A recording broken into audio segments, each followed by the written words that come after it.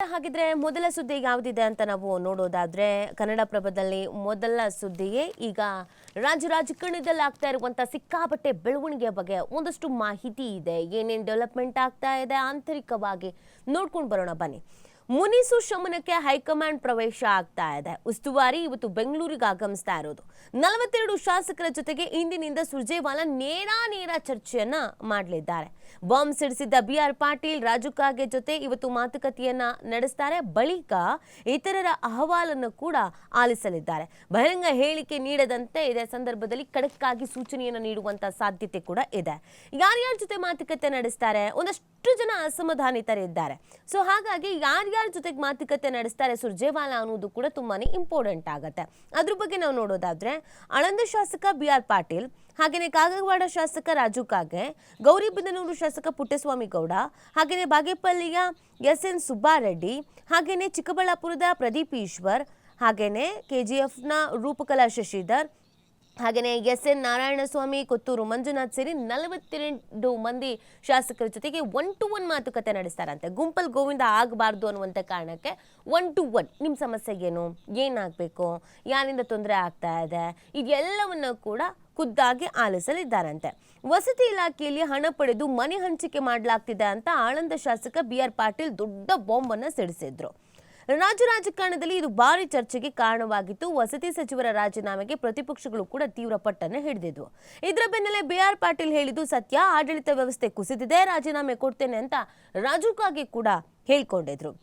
ಇದರಿಂದ ಉರಿಯುವ ಬೆಂಕಿಗೆ ತುಪ್ಪ ಸುರಿದಂತಾಗಿತ್ತು. ಇದಲ್ಲದೆ ಕೆಲ ಶಾಸಕರು ಕೂಡ ಸರ್ಕಾರದಲ್ಲಿ ಅನುದಾನ ಸಿಗ್ತಾ ಇಲ್ಲ ಅಂತ ದೂರಿದ್ರು. ಈ ಹಿನ್ನೆಲೆಯಲ್ಲಿ ಕಾಂಗ್ರೆಸ್ ಶಾಸಕರ ಅಹವಾಲನ್ನು ಆಲಿಸೋಕೆ ರಾಜ್ಯ ಉಸ್ತುವಾರಿ ರಣದೀಪ್ ಸುರ್ಜೇವಾಲಾ ಇವತ್ತು ಬೆಂಗಳೂರಿಗೆ ಆಗಮಿಸ್ತಾ ಇರೋದು. ಬೆಂಗಳೂರು ವಿಭಾಗದ 27, ಮೈಸೂರು ವಿಭಾಗದ 13 ಸೇರಿ 42 ಶಾಸಕರ ಜೊತೆಗೆ ಮೊದಲ ಹಂತದಲ್ಲಿ 3 ದಿನ ಸಮಾಲೋಚನಾ ಸಭೆಯನ್ನ ನಡೆಸ್ತಾರಂತೆ. ಈ ವೇಳೆ ಶಾಸಕರ ಜೊತೆ ಮುಖಾಮುಖಿಯಾಗಿ ಮಾತುಕತೆಯನ್ನ ನಡೆಸಲಿರುವಂತ ಸುರ್ಜೇವಾಲಾ ಬಿಜೆಪಿಗೆ ಅಸ್ತ್ರ ನೀಡದಂತೆ ಮನವಿ ಮಾಡುವ ಸಾಧ್ಯತೆ ಕೂಡ ಇದೆ. ನೋಡಿ, ರಾಜ್ಯ ಸರ್ಕಾರದ ಸಚಿವರುಗಳು ಅಧಿಕಾರಿಗಳ ಧೋರಣೆ ವಿರುದ್ಧ ಸ್ವಪಕ್ಷೀಯ ಶಾಸಕರೇ ಬಹಿರಂಗವಾಗಿ ಅಸಮಾಧಾನ ವ್ಯಕ್ತಪಡಿಸಿರುವಂತಹ ಹಿನ್ನೆಲೆಯಲ್ಲಿ ಅಹವಾಲನ್ನು ಆಲಿಸೋಕೆ ಖುದ್ದಾಗಿ ಕಾಂಗ್ರೆಸ್ ಪಕ್ಷದ ರಾಜ್ಯ ಉಸ್ತುವಾರಿಗೆ ರಣದೀಪ್ ಸಿಂಗ್ ಸುರ್ಜೇವಾಲಾ ಬೆಂಗಳೂರಿಗೆ ಇವತ್ತು ಆಗಮಿಸ್ತಾ ಇರೋದು. ಸತತ 3 ದಿನಗಳ ಕಾಲ 42 ಮಂದಿ ಕಾಂಗ್ರೆಸ್ ಶಾಸಕರೊಂದಿಗೆ ಮುಖಾಮುಖಿಯಾಗಿ ಚರ್ಚೆಯನ್ನ ನಡೆಸಲಿದ್ದಾರಂತೆ. ಜೂನ್ 30ರಿಂದ ಜುಲೈ 2ರವರೆಗೆ 3 ದಿನಗಳ ಕಾಲ ಬೆಂಗಳೂರು ವಿಭಾಗದ 27 ಮಂದಿ, ಮೈಸೂರು ವಿಭಾಗದ 13 ಶಾಸಕರೊಂದಿಗೆ ಮೊದಲ ಹಂತದಲ್ಲಿ 1-to-1 ಸಭೆ ನಡೆಸಲಿದ್ದಾರೆ. ಇದಕ್ಕೂ ಮೊದಲು ಆಡಳಿತ ವೈಫಲ್ಯದ ಬಗ್ಗೆ ಬಹಿರಂಗವಾಗಿ ಅಸಮಾಧಾನ ಹೊರಹಾಕಿರುವ ಶಾಸಕ ರಾಜು ಕಾಗೆ ಹಾಗೂ BR ಪಾಟೀಲ್ ಜೊತೆ ಪ್ರತ್ಯೇಕವಾಗಿ ತಲಾ ಅರ್ಧ ಗಂಟೆ ಚರ್ಚೆಯನ್ನು ನಡೆಸುವಂತ ಸಾಧ್ಯತೆ ಇದೆ ಅನ್ನೋದನ್ನು ಹೇಳಲಾಗ್ತಾ ಇದೆ. ಸುರ್ಜೇವಾಲಾ ಬರ್ತಾ ಇರೋದು ಯಾವ ಕಾರಣಕ್ಕೆ ಅಂತಂದ್ರೆ ಈಗಾಗಲೇ ಕಾಂಗ್ರೆಸ್ ಹೈಕಮಾಂಡ್ ಕೆಂಡಾಮಂಡಲ ಆಗ್ಬಿಟ್ಟಿದೆ. ಏನ್ರಿ ಅದು, ನಮ್ಮವರೇ ಈ ತರ ಬಾಯಿಗೆ ಬಂದಂಗೆ ಮಾತಾಡ್ಕೊಂಡು ಕೂತ್ರೆ ಈ ಸರ್ಕಾರ ಸರಿ ಇಲ್ಲ, ಸರ್ಕಾರದ ಧೋರಣೆ ಸರಿ ಇಲ್ಲ, ಸಚಿವರುಗಳು ಕೆಲಸ ಮಾಡ್ತಾ ಇಲ್ಲ, ಅಧಿಕಾರಿಗಳು ಕೆಲಸ ಮಾಡ್ತಾ ಇಲ್ಲ ಅಂತ ನಮ್ಮ ಶಾಸಕರೇ ಅಂದುಬಿಟ್ರೆ ಅದು ಸಿಕ್ಕಾಪಟ್ಟೆ ಡ್ಯಾಮೇಜ್ ಆಗ್ಬಿಡುತ್ತೆ. ಜೊತೆಗೆ ಪ್ರತಿಪಕ್ಷಗಳಿಗೆ ಒಂದು ಅಸ್ತ್ರ. ಈಗ ಬಿಜೆಪಿ ಮತ್ತು JDS ಯಾವುದೇ ಅಸ್ತ್ರ ಇರಲಿಲ್ಲ, ಆದ್ರೆ ಈಗ ಸ್ವಪಕ್ಷದವರೇ ಕಾಂಗ್ರೆಸ್ನವರೇ ಒಂದೊಂದು ಅಸ್ತ್ರ ಕೊಟ್ಬಿಟ್ಟಿದ್ದಾರೆ. ಅಂದ್ರೆ ಕಾಂಗ್ರೆಸ್ನವರ ಕೆಲಸ ಕಾರ್ಯಗಳು, ಕಾರ್ಯವೈಖರಿಗಳು, ಅಭಿವೃದ್ಧಿ ಕಾರ್ಯಗಳು ನಡೀತಾ ಇಲ್ಲ ಅನ್ನುವಂಥ ಅಸಮಾಧಾನ ಇದೆ, ಬೇಸರ ಆಗಿದೆ. ಹೀಗಿರ್ಬೇಕಾದ್ರೆ ರಾಜ್ಯದ ಜನತೆ ಒಪ್ಕೊಬಿಡ್ತಾರಾ ಅನ್ನುವಂಥ ಪ್ರಶ್ನೆಯನ್ನ ಮಾಡ್ತಾ ಇದ್ದಾರೆ. ಹಾಗಾಗಿ ಹೈಕಮಾಂಡ್ ನಾಯಕರು ಅದೇನಿದೆ ಅದನ್ನ ಬಗೆಹರಿಸಿ, ಯಾರ್ಯಾರು ಮಾತು ಕೇಳಲ್ಲ ಅವ್ರ ವಿರುದ್ಧ ಕ್ರಮ ಕೈಗೊಳ್ಳಿ, ಎಲ್ಲರೂ ಬಾಯಿ ಮುಚ್ಕೊಂಡಿರ್ಬೇಕು, ಬಾಯಿಗೆ ಬೀಗ ಹಾಕೋ ಕೆಲಸ ಮಾಡಿ ಅಂತ ಹೇಳಿದ್ದಾರೆ. ಸಿದ್ದರಾಮಯ್ಯನವರು ಒಂದು ಲೆವೆಲಿನ ಪ್ರಯತ್ನ ಪಡ್ತೀನಿ ಅಂತ ಅಂದ್ರೂ ಇಲ್ಲಿ ಬಣಗಳು ಬೇರೆ ಇದೆ. ಸಿದ್ದರಾಮಯ್ಯನವರ ಬಣ, DK ಶಿವಕುಮಾರ್ ಅವರ ಬಣ. ಹಾಗಾಗಿ ಈ ಬಣಗಳ ಬಡಿದಾಟದಲ್ಲಿ ಕಾಂಗ್ರೆಸ್ನ ವರ್ಚಸ್ಸು ಕುಂದಬಾರ್ದು, ಕಾಂಗ್ರೆಸ್ನ ವರ್ಚಸ್ಸು ಕಮ್ಮಿ ಆಗಬಾರ್ದು. ಹಾಗಾಗಿ ಬ್ಯಾಲೆನ್ಸ್ ಮಾಡಲೇಬೇಕಾಗಿದೆ. ಮತ್ತು ಕೆಲವು ಈಗ ತಾನೇ ಆಯ್ಕೆ ಆಗಿರುವ, ಅಂದರೆ ಮೊದಲ ಬಾರಿಗೆ ಆಯ್ಕೆ ಆಗಿರುವಂಥ ಶಾಸಕರುಗಳು ಇದ್ದಾರೆ, ಬಹು ವರ್ಷಗಳಿಂದ ಪಕ್ಷದಲ್ಲಿರುವಂಥ ಹಿರಿಯ ಅನುಭವಿಗಳ ಶಾಸಕರಿದ್ದಾರೆ. ಎಲ್ರಿಗೂ ಅಸಮಾಧಾನ ಇದೆ. ಆ ಅಸಮಾಧಾನ ಏನು ಅಂತ ಖುದ್ದಾಗಿ ಕೇಳಬೇಕಾಗಿದೆ. ಯಾಕಂದರೆ ನಾನು ಆಗಲೇ ಹೇಳ್ತಾ ಇದ್ದೆ, ಇಲ್ಲಿ DCM ಬಣ ಅಂತ ಒಂದು, CM ಬಣ ಅಂತ ಒಂದು, ಅವ್ರ ಬಣದಲ್ಲಿರೋರು ಇವ್ರನ್ನ ಕಂಡ್ರೆ ಆಗಲ್ಲ, ಇವ್ರ ಬಣದಲ್ಲಿರೋರಿಗೆ ಅವ್ರನ್ನ ಕಂಡ್ರೆ ಆಗಲ್ಲ, CM DCM ಕೂತು ಮಾತಾಡುವಂಥ ಪರಿಸ್ಥಿತಿಯಲ್ಲಿ ಇಲ್ಲ. ಹಾಗಾಗಿ ಖುದ್ದಾಗಿ ಉಸ್ತುವಾರಿನೇ ಕೂತು ಮಾತಾಡಿಸಿ ನಿಮ್ಮ ಸಮಸ್ಯೆಗೇನು, ಏನು ಬದಲಾಗಬೇಕಾಗಿದೆ, ಯಾರಿಂದ ಬದಲಾಗಬೇಕಾಗಿದೆ, ಕಾರ್ಯವೈಖರಿ ಬಗ್ಗೆ ನಿಮ್ಮ ಅಸಮಾಧಾನ ಏನು, ಇದೆಲ್ಲವನ್ನ ಕೇಳಿ ಒಂದು ಮದ್ದರಿಯುವಂಥ ಕೆಲಸವನ್ನು ಮಾಡಬೇಕಾಗಿದೆ. ಅದಕ್ಕೆ ಸುರ್ಜೇವಾಲಾ ಅವರು ಬರ್ತಾ ಇದ್ದಾರೆ. ಬಟ್ ಸುರ್ಜೇವಾಲಾ ಅವರು ಇದರಲ್ಲಿ ಎಷ್ಟು ಸಕ್ಸಸ್ ಸಕ್ಸಸ್ ಆಗ್ತಾರೆ, ಹೋಗ್ಬೇಕಾದ್ರೆ ಹೈಕಮಾಂಡ್ ನಾಯಕರಿಗೆ ಏನೆಲ್ಲ ಮಾಹಿತಿ ತೆಗೆದುಕೊಂಡು ಹೋಗ್ತಾರೆ, ಸುರ್ಜೇವಾಲಾ ವಾಪಸ್ ಹೋದ್ಮೇಲೆ ಇಲ್ಲಿ ಏನೇನು ಬೆಳವಣಿಗೆ ಆಗತ್ತೆ. ಸೊ ಇದು ಕೂಡ ಪ್ರಶ್ನೆ ಇದೆ. ಇದೆಲ್ಲದರ ಜೊತೆಗೆ ಡಿ ಕೆ ಶಿವಕುಮಾರ್ ಅವರು ಒಂದು ಪತ್ರ ಬರೆದಿರೋದು. ಏನು ಪತ್ರ?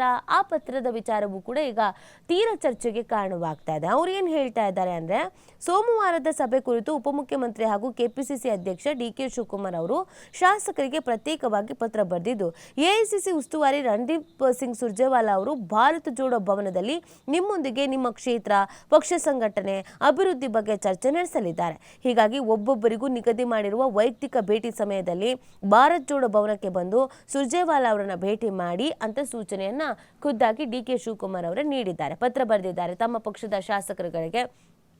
ಎಲ್ರಿಗೂ ಒಂದೊಂದು ಟೈಮ್ ನಿಗದಿ ಮಾಡಿದಾರಂತೆ. ಈ 3 ದಿನದಲ್ಲಿ ಚಿಕ್ಕಬಳ್ಳಾಪುರದವ್ರಿಗಿಷ್ಟು, ಅವರಿಗಿಷ್ಟು, ಇವರಿಗಿಷ್ಟು ಸಮಯ ಅಂತ ಖುದ್ದಾಗಿ ನೀವು ಬನ್ನಿ. ನಿಮ್ಮ ಕ್ಷೇತ್ರದ ಅಭಿವೃದ್ಧಿ ಕುಂಠಿತವಾಗಿ ಸಾಗ್ತಾ ಇದ್ರೆ ಯಾಕೆ ಕುಂಠಿತವಾಗಿ ಸಾಗ್ತಾ ಇದೆ? ಅನುದಾನ ಬಿಡುಗಡೆ ಆಗಿಲ್ಲ ಅಂತಂದರೆ ಯಾವಾಗಿಂದ ಬಿಡುಗಡೆ ಆಗಿಲ್ಲ, ಎಷ್ಟು ಬಿಡುಗಡೆ ಆಗಿದೆ, ಹಾಗೆಯೇ ಅನುದಾನದ ಕೊರತೆ ಯಾಕಾಗಿದೆ, ಅದ್ರ ಬಗ್ಗೆನೂ ಕೂಡ ಮಾತಾಡಿ. ನಿಮಗೇನಾದರೂ ಆಂತರಿಕವಾಗಿ ಅಸಮಾಧಾನ ಇದ್ದರೆ, ಯಾವುದೋ ನಾಯಕತ್ವದಲ್ಲೋ ಅಥವಾ ಇನ್ನೇನೋ ಅಸಮಾಧಾನ ಇದ್ದರೆ ಅದನ್ನು ಕೂಡ ಖುದ್ದಾಗಿ ಸುರ್ಜೇವಾಲಾ ಅವರ ಬಳಿ ಮಾತಾಡಿ, ಪ್ರಸ್ತಾಪಿಸಿ, ಅವ್ರ ಜೊತೆಗೆ ಚರ್ಚೆ ಮಾಡಿ ಅಂತ ಡಿ ಕೆ ಶಿವಕುಮಾರ್ ಅವರು ಪತ್ರ ಬರೆದಿದ್ದಾರೆ. ಈ ಪತ್ರದ ಬಗ್ಗೆಯೂ ಕೂಡ ಸಹಜವಾಗಿ ಚರ್ಚೆಗಳಾಗ್ತಾ ಇದೆ. ಇನ್ನು ಇದೇ 3 ತಿಂಗಳಲ್ಲಿ DKಶಿ CM ಆಗ್ತಾರೆ ಅಂತ ಇಕ್ಬಾಲ್ ಹುಸೇನ್ ಬೇರೆ ಹೇಳ್ಬಿಟ್ಟಿದ್ದಾನೆ.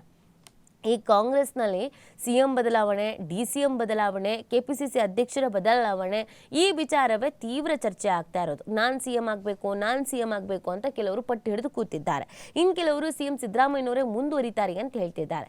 ಮತ್ತು ಕೆಲವರು DK ಶಿವಕುಮಾರ್ ಅವರು CM ಆಗಬೇಕು ಅಂತ ಹೇಳ್ತಿದ್ದಾರೆ. ಅವ್ರು CM ಆಗಲಿ, ಇವ್ರು CM ಆಗಲಿ ಅಂತ ಕೆಲವು ಬಣದಲ್ಲಿ ಗುರುತಿಸಿಕೊಂಡು ಅವರು ಬಾಣ ಬಿಡ್ತಾ ಇರೋದ್ರಿಂದಲೇ ಇಷ್ಟೆಲ್ಲ ಅಸಮಾಧಾನ ಆಗ್ತಾ ಇರೋದು. ಈಗ ಇಕ್ಬಾಲ್ ಹುಸೇನ್ ಅವರು ಅದನ್ನೇ ಹೇಳಿದ್ದಾರೆ. ರಾಮನಗರದಲ್ಲಿ ರಾಜಕಾರಣದಲ್ಲಿ ಬದಲಾವಣೆ ಸಹಜ. ಮುಂದಿನ 3 ತಿಂಗಳಲ್ಲಿ DCM DK ಶಿವಕುಮಾರ್ ಮುಖ್ಯಮಂತ್ರಿ ಆಗ್ತಾರೆ ಅಂತ ಕಾಂಗ್ರೆಸ್ ಶಾಸಕ ಇಕ್ಬಾಲ್ ಹುಸೇನ್ ಭವಿಷ್ಯ ನುಡಿದಿರೋದು. ಭಾನುವಾರ ಇಲ್ಲಿ ಮಾತನಾಡಿದ ಅವರು, ಉತ್ತಮ ಆಡಳಿತ ನೀಡುವ ಶಕ್ತಿ ಯಾರಿಗಿದೆಯೋ ಅವರಿಗೆ ಭಗವಂತ ಅವಕಾಶ ನೀಡ್ತಾನೆ. ಈ ಸರ್ಕಾರ ಬರುವುದಕ್ಕೂ ಮುನ್ನ ಕಾಂಗ್ರೆಸ್ ಶಾಸಕರ ಸಂಖ್ಯೆ ಎಷ್ಟಿತ್ತು?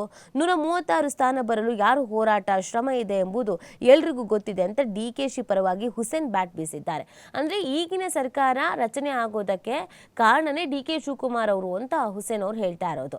ಅಲ್ಲಿಗೆ ಸಿದ್ದರಾಮಯ್ಯನವರನ್ನು ಕೆಳಗಿಡಿಸಬೇಕು ಅಂತ ಇಂಡೈರೆಕ್ಟ್ ಆಗಿ ಹೇಳ್ತಾ ಇದ್ದಾರೆ. ಇದು ಮತ್ತಷ್ಟು ಚರ್ಚೆ ಕಾರಣ ಆಗ್ಬೋದು. ಇಲ್ಲಿ ರಾಜಣ್ಣ, ಸತೀಶ್ ಜಾರಕಿಹೊಳಿ ಅವರು, ಮಹಾದೇವಪ್ಪ ಅವರು, ರಾಯರೆಡ್ಡಿ ಅವರು, ಸಿದ್ದರಾಮಯ್ಯನವರೇ CM, ಅವ್ರನ್ನ ಹೊರತುಪಡಿಸಿದ್ರೆ ನಾವೇ ಆಗ್ತೀವಿ CM, ಸಿದ್ದರಾಮಯ್ಯನವರೇ ಮುಂದಿನ ಅವಧಿಯಲ್ಲೂ ಕೂಡ CM ಆಗಿರ್ತಾರೆ, ಅವ್ರ ಕಾರ್ಯವೈಖರಿ ಆಗಿದೆ ಅಂತೆಲ್ಲ ಹೇಳ್ತಾ ಇದ್ರೆ, ಇತ್ತ ಇಕ್ಬಾಲ್ ಹುಸೇನ್ ಅವರು ಒಂದು ಹೊಸ ಬಾಂಬೆ ಹಾಕಿರೋದು. ಈ ಸರ್ಕಾರ ಬರೋದಕ್ಕೆ ಕಾರಣನೇ DK ಶಿವಕುಮಾರ್ ಅವರು ಅನ್ನುವಂಥ ರೀತಿಯಲ್ಲಿ ಮಾತನಾಡಿದ್ದಾರೆ. ಹಾಗಾಗಿ ಈ ಬಣ ಬಡಿದಾಟ ಅನ್ನೋದು ಖಂಡಿತವಾಗಿಯೂ ಮುಂದುವರ್ಕೊಂಡು ಹೋಗುತ್ತೆ. ಎಲ್ಲಿವರೆಗೂ ಮುಂದುವರ್ಕೊಂಡು ಹೋಗುತ್ತೆ ಅನ್ನೋದು ಪ್ರಶ್ನೆ. ಈಗಾಗಲೇ ಕಾಂಗ್ರೆಸ್ನಲ್ಲಿರೋರೆ ಈ ಸೆಪ್ಟೆಂಬರ್ ಕ್ರಾಂತಿ ಆಗತ್ತೆ ಅನ್ನೋದನ್ನು ಹೇಳ್ತಾ ಇದ್ದಾರೆ. ಈ ಕ್ರಾಂತಿ ಆಗತ್ತೆ ಅಂತ ಸ್ಟೇಟ್ಮೆಂಟ್ಗಳ ನಡುವೆ CM ಬದಲಾಗ್ತಾರೆ, ಅವರಾಗಬೇಕು, ಇವರಾಗಬೇಕು ಅಂತ ಹೇಳ್ತಾ ಇರೋದು ಕೂಡ ಮತ್ತಷ್ಟು ಚರ್ಚೆಗೆ ಕಾರಣವಾಗಬಹುದು. ಇದೆಲ್ಲದರ ನಡುವೆ ಇವತ್ತು ಸುರ್ಜೇವಾಲಾ ಅವರು ಏನು ಮಾತಾಡ್ತಾರೆ, ಏನು ಡಿಸಿಷನನ್ನು ತೆಗೆದುಕೊಳ್ತಾರೆ, ಯಾವ ಥರದ ನಿರ್ಧಾರಕ್ಕೆ ಬರ್ತಾರೆ, ಈ ಸಂದರ್ಭದಲ್ಲಿ ಕೆಲವು ಶಾಸಕರುಗಳು ಬೇರೆ ಯಾರಾದ್ರೂ ಮೇಲೆ ನೇರವಾಗಿ ಇವರಿಂದ ಸಮಸ್ಯೆ ಆಗ್ತದೆ ಅಂತ ಬೊಟ್ಟು ಮಾಡಿ ತೋರಿಸ್ತಾರಾ, ಅದು ಯಾರಿಗೆ ತೀವ್ರ ಮುಜುಗರ ಆಗ್ಬೋದು, ಅಥವಾ ಈ ಒಂದು ಮಾತುಕತೆಯಲ್ಲೂ ಕೂಡ 2 ಬಣ ಇದೆ ಅನ್ನೋದು ನೇರವಾಗಿ ಹೈಕಮಾಂಡ್ ನಾಯಕರಿಗೆ ಸ್ಪಷ್ಟವಾಗಿ ಕಾಣಿಸ್ಬಿಡುತ್ತಾ, ಅದನ್ನು ಬ್ಯಾಲೆನ್ಸ್ ಮಾಡೋದಕ್ಕೆ ಏನು ಮಾಡ್ತಾರೆ ಸುರ್ಜೇವಾಲಾ, ಇದು ಪ್ರಶ್ನೆ ಇದೆ. ಸೊ ಅದ್ರ ಜೊತೆಗೆ ಸುರ್ಜೇವಾಲಾ ಅವರು ನಿಮ್ಮ ಮಾತುಗಳು ಏನೇ ಇದ್ರೂ ಕೂಡ ದಯವಿಟ್ಟು ಅದನ್ನ ಪಕ್ಷದ ಮುಂದೆ ಹೇಳ್ಕೊಳ್ಳಿ, KPCC ಅಧ್ಯಕ್ಷರ ಮುಂದೆ ಹೇಳ್ಕೊಳ್ಳಿ, CM ಮುಂದೆ ಹೇಳ್ಕೊಳ್ಳಿ, ಹೈಕಮಾಂಡ್ ನಾಯಕರ ಮುಂದೆ ಹೇಳ್ಕೊಳ್ಳಿ. ಅದನ್ನು ಹೊರತುಪಡಿಸಿ ನೀವು ವಿಪಕ್ಷಗಳಿಗೆ ಅಸ್ತ್ರ ಕೊಡುವಂತೆ ಮಾಧ್ಯಮಗಳ ಮುಂದೆ ಮಾತಾಡಲೇಬಾರ್ದು. ಮಾಧ್ಯಮಗಳ ಮುಂದೆ ಮಾತಾಡೋದಾದ್ರೆ ಕ್ರಮಗಳನ್ನು ಕೈಗೊಳ್ಳಲೇಬೇಕಾಗತ್ತೆ. ಇದಕ್ಕೀಗಲೇ ನಾವು ಕಡಿವಾಣವನ್ನು ಹಾಕಲೇಬೇಕಾಗತ್ತೆ ಅಂತ ಕಟ್ಟುನಿಟ್ಟಿನ ಆಜ್ಞೆಯನ್ನು ಮಾಡಬಹುದಾದ ಸಾಧ್ಯತೆಯೂ ಕೂಡ ಇದೆ. ಸೊ ಇದಿಷ್ಟು ಕಾಂಗ್ರೆಸ್ನಲ್ಲಿ ಈಗ ಸದ್ಯಕ್ಕಾಗ್ತಿರುವಂಥ ಬೆಳವಣಿಗೆ. ಮುಂದೆ ಇದು